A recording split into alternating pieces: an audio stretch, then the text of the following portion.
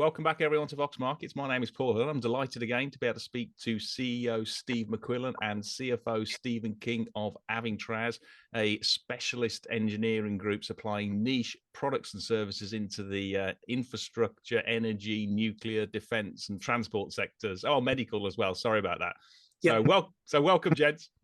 Hi, Paul. Good to see you again. Yeah, well, big congrats on today's inline first half results and positive outlook. But before we sort of dig into the details there, I don't suppose, Steve, you could take us through what the current demand picture's like at the coalface in your sort of like key markets.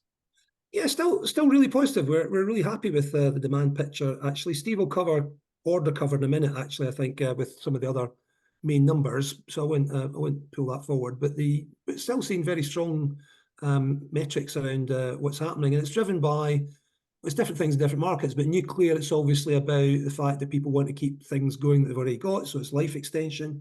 And decommissioning, it's about those decommissioning programs ramping up. In oil and gas, it's about a revival in oil and gas over the last couple of years, so we're seeing more demand there. And of course, in defence, where we have stuff in defence, then it's pretty obvious what's been happening worldwide and why that's getting a bit more attention. So, there's demand drivers that are positive for us in most markets. And of course, on the other side, in medical, where we're not ramping yet, because as we'll come back to, I'm sure, we've got new product coming down the pipe, but that's progressing nicely. And there's a very strong pull from the markets for the medical products that we're developing.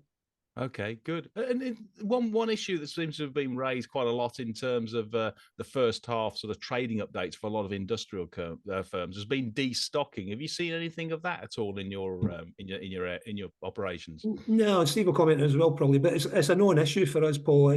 I'm glad you asked the question, because people might be supposing it might be an issue for us, but it really isn't, because the vast majority of our products are make to order. So, there's nothing to destock. Our customers don't end up with dozens of our products on the shelf. They might have one odd spare pump or motor or whatever the hell, but they don't have loads of them.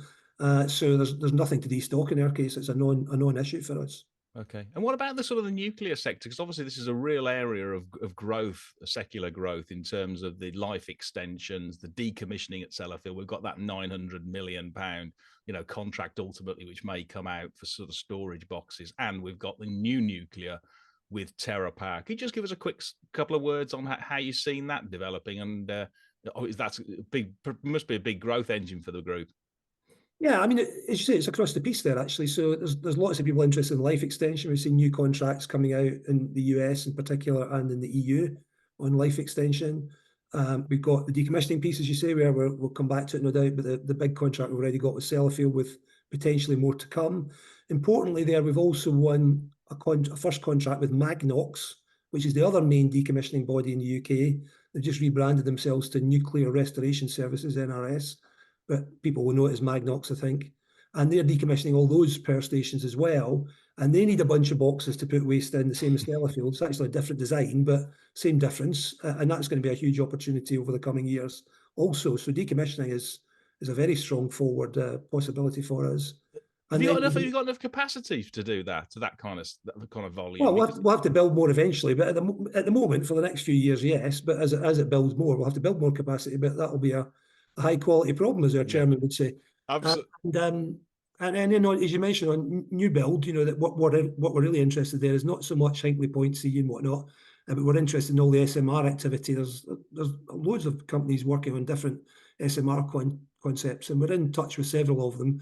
But the most advanced one where we're getting orders already is TerraPower, whereas you've seen we've had a $10 million order to design and make prototypes of the pumps they require for their SMR concept, which they're in the process of starting to build the first one of those. So that's the exciting piece there. But there'll be more to come there, and more to come potentially from other SMR designers and manufacturers later. Yeah, and presumably these kind of groups, particularly sort of Bill Gates' TerraPower and obviously Sellafield, if they're coming to Avingtrans, then obviously you've got something there. There aren't that many competitors in this market, presumably. No, in terms of the boxes at the moment with Sellafield, we're the only people who can make them. They had another supplier, but they pulled out. So we're the only people who can make it at the moment. And in terms of TerraPower, they obviously liked what they saw when they did some earlier work with us, and decided that they really liked the combination of the design capability, manufacturing expertise, but also agility. Another thing that Avingtrans businesses are very good at is agility. we can always run faster than our big customers, and they generally like that because that allows us to keep their program on track if they'll let us do that way in terms of the agility we can show. And that's what Therapare certainly saw from the first interactions with us, that we could run fast for them, which is what they want to do. Yeah, and just moving to the sectors in terms of the transport with the blast-proof doors for HS2. Obviously, Rishi Sunak, for all his wisdom, decided to cancel that sort of the northern leg, sort of like 6 months ago. Has that impacted at all the operations? No, and it was quite irritating to see the share price go down in the back of that notification, because it didn't affect us at all. In fact, we've since won another contract with HS2, so the number's even bigger now than it was before. And there's some in the pipeline that we hope will win some of them as well. So HS2 is still increasing in value for us, not decreasing. So yeah, it was a little bit irritating to have a negative impact from that, because there is no negative impact on Booth from that decision. I mean, there might be one in 20 years' time or something, but not now. So. Okay. Well, putting all that positive demand outlook together then, Steve K, can you take us through the numbers? Because I did see they've got a big jump in your top line there. So can you give us a sort of like a quick view of the sort of the top line financials? Yeah, okay, certainly. I guess just going back on to what Steve was saying earlier about order book, or you were touching on order book. I mean, our order book cover for FY24 that we're in now is over 95%. Compared with 90% this time last year, and for FY25, so next year, we're up at about just over 60% compared with 55. So a good 5% probably improvement, showing the sentiment of the chairman saying, we've got some strong order cover. It also helps that we've got those long-term orders from Sellafield, HS2, etc., to give that base demand. But yeah, big number changes here. Of course, underneath those numbers, there's always a bit of a story to tell, because we've made 2 acquisitions in the period. So I'll try and strip those out. So there you see the revenue going up 15.2 million. So as you say, 30% increase, 30.4% increase. But underlying the AES division still went up nearly 25%. And that's stripping out the acquisition of Slack and Par. So that's a real positive. Medical was steady, but an underlying AES again was 25% increase in revenue. And what's driven that then, Steve? Which particular area? Is it nuclear? Is it sort of like transport, oil and gas, and all that kind of stuff? It's kind of all of them, Paul. There's not one of them that's going backwards. There's kind of all of them. Fantastic. What about the margin, Steve K? Well, gross profit margin there is something that is important to us, but there's always a story about long-term contracts and recovery of overheads, etc. So whilst we obviously strive to move that forward, it's moved down slightly in the period, mainly because we've done more OE. The demand for OE has increased quite significantly, in particular maybe in the oil and gas sector, possibly to do with some of the tax plannings for some of these North Sea operators. But both aftermarket and OE have increased significantly in the period. So it's not as if it's a deterioration in OE. And as you know, aftermarket is one of our key things. We'll probably come back to that later. But EBITDA, even there, the EBITDA there has increased, significantly, nearly 1 million. But underlying AES itself has increased 20%. So 25% increase in revenue, 20% increase in adjusted EBITDA. What's not to like? And that's after stripping out the acquisitions. And Slack and Par, whilst it was only break even at EBITDA, if you remember, we said we'd hope to get that by the year end, so we're slightly ahead there. So the next task is getting it to break even at EBIT. Yeah. So lots of positive things, which drive down to the diluted EPS moving positive. Progressive dividend moving slightly forward, as we've always said. We're never going to be the yield stock, although we're getting a better yield stock with a slightly subdued share price at the present moment in time. That's the only positive I can think of. And then the other big movement there is that this net debt. Okay, it's the question a lot of people will ask. Well, wow, you've moved from 2.2 million net cash of 13 million to net debt of 2.2. We forecast that, and that's mainly or predominantly because of the 2 acquisitions. We spent 13.7 million on those 2 acquisitions, and I'm sure we'll come back to the payback in a period. But that's how's the Slack and Par acquisition going? The integration. Yeah, I mean, as I said to you a minute ago, the Slack and Par is slightly ahead of probably where we thought. You've got to remember this was a pretty broken business, one of the classic Avingtrans play. We bought it from the administrator, and we bought it from the administrator because the pension scheme had started pulling it over the cliff. It had some commercial issues, but underneath it was a well-invested factory. Yeah, underneath the engineering there, as a mechanical engineer myself, was absolutely incredible. The tolerances they have on these gear pumps, unbelievable. But it just needed a little bit of help, some cash injection, some refocusing on commercialization. The administrator obviously helped us to right size the business. So yeah, I mean, it's been really positive. Obviously, one of the things we need to look at is we're getting the right price for what we're doing there, because of the incredible engineering that's there. Engineers never put the right price; they just want to solve the solution. We know that, and that's why you have commercial guys.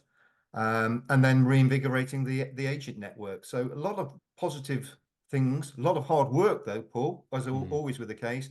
And this year, as I say, hopefully break even at EBIT, and then next year 10% EBITDA on run rate 12 to 15 million. I would expect. So pretty quick turnaround, but 15% is our target margin for a lot of these businesses. Yeah, and it's pretty smooth turnaround. It's so far, and it's following exactly the classic Avingtrans playbook. Yeah, correct. I was gonna say it's sort of like a hallmark of the Steve's sort of like restructuring magic there. So keep it's not just the Steve's. There's a lot of great people in our teams. Good people in the business now who know what they're doing with that, so they're doing most of it. Okay, just on that cash flow, Steve K, though, in terms of the working capital, you just give us a few words on how you saw that, because you did mention it in the statement. You'd seen some supply chain issues that may have pushed up your inventories and your receivables balance, etc. Yeah. Okay. I mean, yeah, no one ever likes to see a positive movement in working cap or negative movement in working cap, whichever way you look at it. I mean, and there was an underlying 5.5 million outflow of working cap. However, let's just take a step back. We just increased revenue by 30%, as we said earlier, and 25% in underlying AES. So you wouldn't expect an increase in working capital. Now, if you worked on the general assumptions that it went up 20% on the balance there, we had 32 million at 31st of May. So 25% on that would more than increase it to where it is. However, there's more things at play here. If you buy a broken business, you have to input working cap. Plus, some of these long-term contracts that we've been told we'll talk about. They have milestones in there, and sometimes just the milestones either side of the year and can make a big difference with your cash and working capital. So yes, look, we're working really hard on that working cap balance. Yes, we don't like to see such a large increase there, and we'll be working in the second half to get that reduced. But it can be seen as a positive as well as a negative. As I say, someone's got to fund the 30% increase, an underlying 25% increase in our AES revenue. Yeah, I mean, I was doing the numbers, and your year end, I think working capital as a percentage of sales for the last period end was roughly around about, I think it was 26%, and it's just ticked up to 28 or 29. So we're only talking just marginal on the percentage in total. But if you look at working capital as a percentage of sales. Okay, then Steve K. Now the other big news since we last spoke is obviously the creation of the advanced engineering division. Just stepping back in terms of the strategic approach, what's the sort of the thought process behind doing that?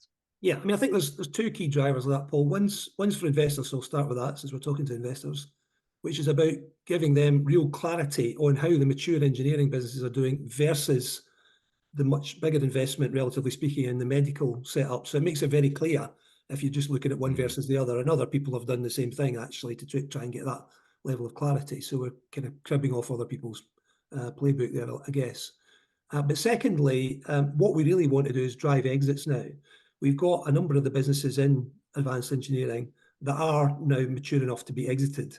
And we've got a market circumstance coming up now, hopefully over the next year to 18 months, where that becomes more feasible again. It's been difficult recently, but it looks like that's becoming more feasible to see those deals going through.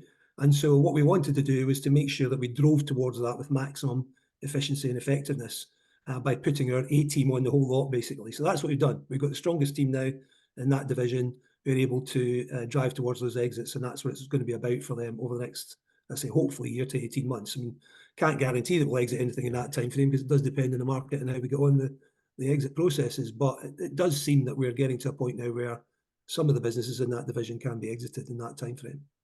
I guess also, I mean, I've noticed on the certain contracts, you have multiple of one of your companies supplying into a customer. Does it also help bring and unify a sort of like complete solution? So maybe into TerraPower, or alternatively for your aftermarket services? Yes, but it's a secondary effect because the teams work well together and that sort of thing before anyway, Paul. So yeah, it's not unhelpful, but it's not a primary reason for doing it. Yeah, and what's the sort of the current thinking on the aftermarket? Is it really just keep hitting that as much as you can in terms of creating that recurring revenue stream and higher margin business? Yeah, very much so. I mean, there's no bad thing about aftermarket. The more of it we can make, the better. And you know, we've got although relatively still small scale, for example, at Booth and Ormondy, where when we bought both of them, they've virtually no aftermarket. Both of them are developed quite nice little aftermarket businesses now. They'll never be as big as Hayward Tylers, which is, you know, more than half the sales are aftermarket. But you know, if they can get to 10 to 20%, as we've probably said before, then that gives you really good extra business and extra margin, and of course connects you to the end users in a nice way, which means that you're more connected for future business. So there's nothing bad about aftermarket. It's all to the good. No, but what I thought was also quite interesting is you're looking at potential opportunities to do aftermarket services for third-party OE equipment, aren't you? Yeah, and we've been quite successful in that already. And some of the businesses, particularly Hayward Tyler, have done well at that, and they're doing repairs and refurbishments of various different manufacturers' pumps that are brought to us. And again, it's about that agility point. It's because we can go faster than other guys, and that's why they bring stuff to us rather than send it back to the original people that made it. And that stood us in good stead, actually. And again, brings you then more business because people see that you're good at what you do, basically. So that's been very effective. It's not the biggest component of what we're doing in HT, but it's very effective, and we'd like to try that elsewhere as well.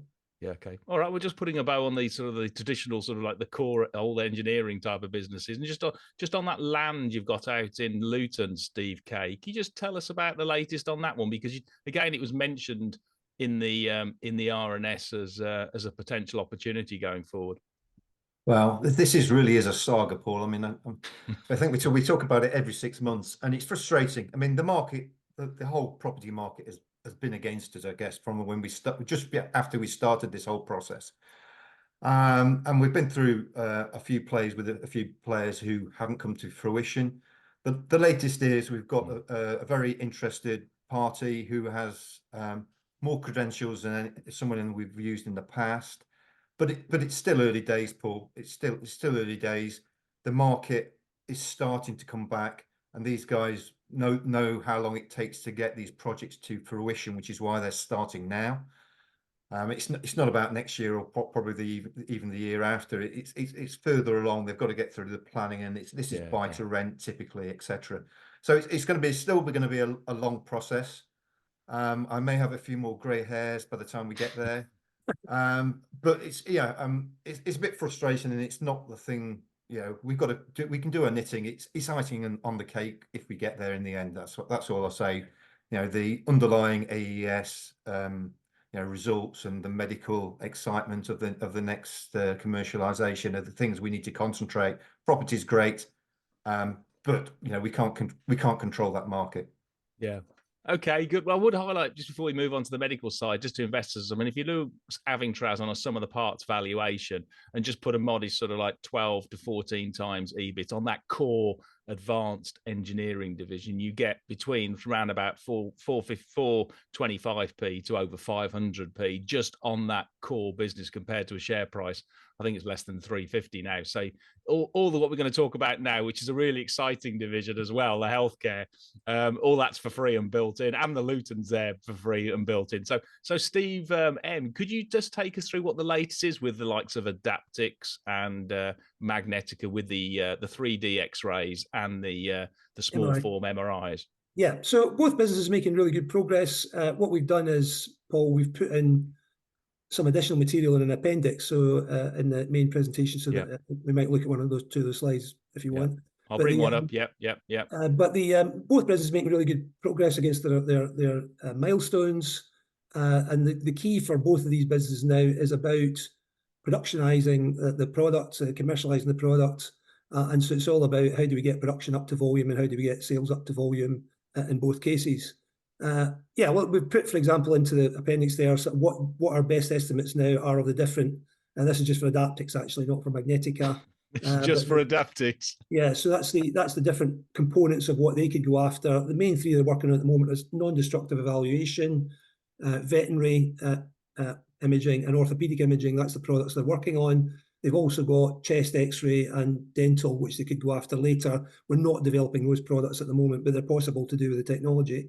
So there's a lot of potential here, actually, and you can see that, that's the addressable market. Obviously, we wouldn't get a whole of that market, and even a big slice of it, but even if we only got 5 or 10% of it, we'd have very sizable businesses, both for Adaptix and Magnetica. Yeah. And the reaction we're getting, if you go into one or two further forward, Paul, I think sure. Do you want the NDL or the vet? The vet one, if you got the vet one first, you can just see a typical image there in the corner there, and people can blow that up for themselves and see that the quality of that image is amazing.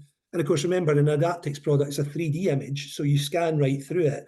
And you can see that in the commentary at the bottom of this slide that some of the vets using it talk about how fantastic it is. And one of them said that, it used to take them 45 minutes to do a dental scan on a pet, and now it takes them 10 minutes. So they've got lots more time to do other stuff with the pet or do other scans or whatever. So it's a tremendous workflow tool for them, particularly in the dental area. But what you're getting is, if you do a 3D X-ray scan, you get multiple slices through the image, and therefore instead of doing 2 or 3 or 4 scans, you only do one, and then you've got the whole dental set actually. So that's why it's a boon to them and why they like it so much. And we're seeing similar kind of commentary from the NDE customers and prospective orthopedic customers as well. So we put that stuff into the presentation in the appendix so investors can look at that at their leisure. And in fact, what we're going to do is release at the same time. You'll see that on the website too, that there's kind of even longer versions of these presentations for Adaptix and Magnetica for investors to look through so they can see how we're doing and what progress we're making. But very, very pleased with progress on both businesses. And on the Magnetica side, it's about 510K. That's their next big milestone. They've made really good progress as well in terms of the products that they're working on. But their next milestone is 510K, and that's going pretty well too. Our only concern there is how long is a piece of string with the FDA to approve the product, because we can't control that. So we're anticipating that being over the summer, but we're not certain of that, obviously, because we can't completely control what they're doing. Because, for example, one of the things they've done recently is to increase, I'm not surprised they've done this, is to increase the cybersecurity requirements for all new imaging products. And we've had to do a bunch of extra work to make sure we're compliant with that. And that's fine. We've done good work on it. The guys are quite happy with what they've done.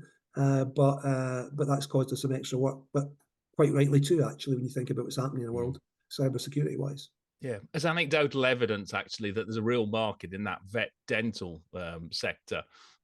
We've got 2 cats, and my wife's just spent £1,000 having their teeth looked at the local vet, and that's quite a cheap vet. So a couple of quick scans would have certainly been funded by just our bill very easily. That's no doubt about it. Yeah. I mean, vets incredible. The cost now for vets, it's all been driven by reimbursement and insurance policies and all this kind of business. So, and of course, it's been driven by the bigger groupings of vets.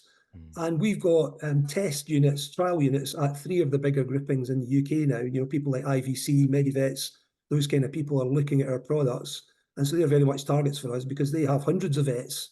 But we're also targeting the independent vets as well, of course. But the bigger groupings now have hundreds each of vets around the country, and some of them internationally in Europe and beyond. So those are the kind of folks we want to be working with on the vet side.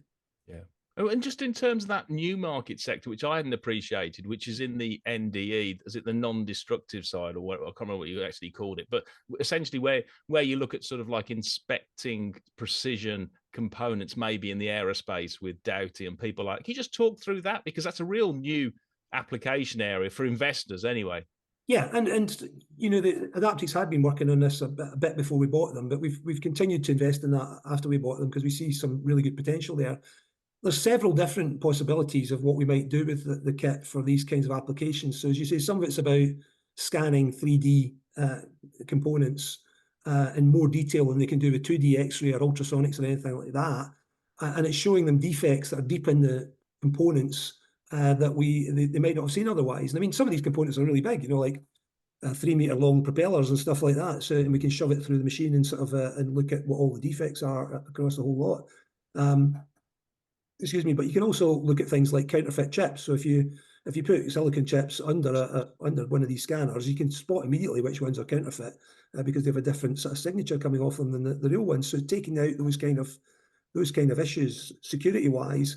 And of course, the security forces are interested in it as well for a variety of reasons that I probably can't talk about. Yeah, But there's a variety of applications here. We haven't quite decided what are the front runners for NDE yet, but there's quite an exciting area of possibilities there. Eventually we'll whittle that down because, you know, as is always the case for these kinds of businesses at the start of what they're doing, they've got too many opportunities and you need to whittle them down. Otherwise, they chase too many things in too many different directions. Yeah. Would you license any of that technology out? Because obviously you can't follow everything, so you have to choose your horses you're going to back internally, but also you don't want to lose that potential total addressable market. Yeah, correct. And so that, I think that's exactly right, Paul. We'll end up in a position where some of it will be licensed rather than us trying to do it because there's existing players in the market and we'd have to displace them anyway. So it might be better to license the technology for them to develop that particular segment of the marketplace. And you might do that, I guess, in the MRI side as well, when you've got the FDA approval, as in like ultimately anyway, outside of your core veterinary and small forms, sort of like, you know, orthopedics. It's possible. There have been potential industrial applications of the MRI technology as well. And you're right, we probably end up just making part of that, a core part of that, and licensing out the rest or whatever. That's potentially there. But we're not focused on that in MRI at all at the moment. We're fully focused just on orthopedics. Yeah, of course. Because of course the problem for these businesses is they're doing great stuff, but they're still relatively small businesses with only kind of 60 people or something like that in each business. And there's a limit to what they can do bandwidth wise. So we have to focus them down on a small number of things to make sure we get over the line with the primary targets. Yeah, I think what the important bit for sort of investors is you've got some really, you know, excellent technology which is all patented, and it's a bit like that iceberg. What you can see is a lot smaller than what's under the ground that actually might well come to fruition, and you may decide to monetize that externally in terms of licensing and royalties rather than actually go in your core markets. Indeed, and I think, you know, that's to come. But once we get the core working, then we can obviously be talking. I mean, there are discussions going on with interested parties about these things, but early days, I would say. And so still more work to do. Okay, brilliant. Well, just coming to the end then, and Steve K, could you take us through sort of the outlook? Because I did notice with the analyst estimates, we're looking for sort of like continued advanced engineering, you know, sort of on track and growth. But then we've got a bit more. We're picking up the investment, aren't we, in your healthcare and your medical side for obvious reasons. Yes, certainly is. So I mean, the AES division, you can probably expect to see, you know, the same again in the second half. Hopefully a little bit more, but you know, the same again would be quite nice. Especially another 25% increase in the revenue. And obviously Slack and Pile will start becoming more mature and additive to the business. But the other big thing in the second half is we only owned Adaptix for a couple of months in the first half. So there is some short-term commercialization costs that you can't capitalize. There's some investment, as Steve just mentioned, in the product development still. So there's a significant investment in that second half and ongoing investment in Magnetica. However, you know, we've got the facilities in place to do that. And of course, the AES division are going to be generating some cash in that second half to offset that. So we're pretty comfortable with the City expectations on net debt. And it does slightly drag down the optical overall EPS, EBITDA, etc. But again, this is one of the reasons why we've split it into the mature business and the new Magnetica Adaptix business, so we can quite simply see or try to tell that story to investors. You know, AES is going from strength to strength, going to win some more new contracts on all those exciting things and the nuclear and energy sectors. But the next 6 months, 12 months is going to be an investment in the medical side, and the short-term horizon of 12 to 2 years is, or hopefully maybe an IPO, maybe in Nasdaq, maybe on AIM, who knows? But it's certainly exciting times for the board and investors. Yeah, and you might also have some sort of like proceeds in from, ultimately sort of like realizations from your advanced engineering and even Luton. You never know. You never know. I'm not going to guarantee that, Paul. I think Luton might be 18 months out. As Steve says, just at the start of a process again there, really. But but in that time frame, potentially sales of units are on the cards. Yeah. Because we are preparing them for that possibility. Some of the business units, and that's why we've organised ourselves in AES to drive that, as we said. So can't guarantee that it's going to happen within 18 months, but it's not unlikely. In fact, it is likely that we'll dispose of something in that time frame. Great. Okay, well, brilliant, guys. Big congrats again on the first half results and inline update for the full year. So look forward in chatting again in about sort of 3 to 6 months' time. Super. Thanks, Paul.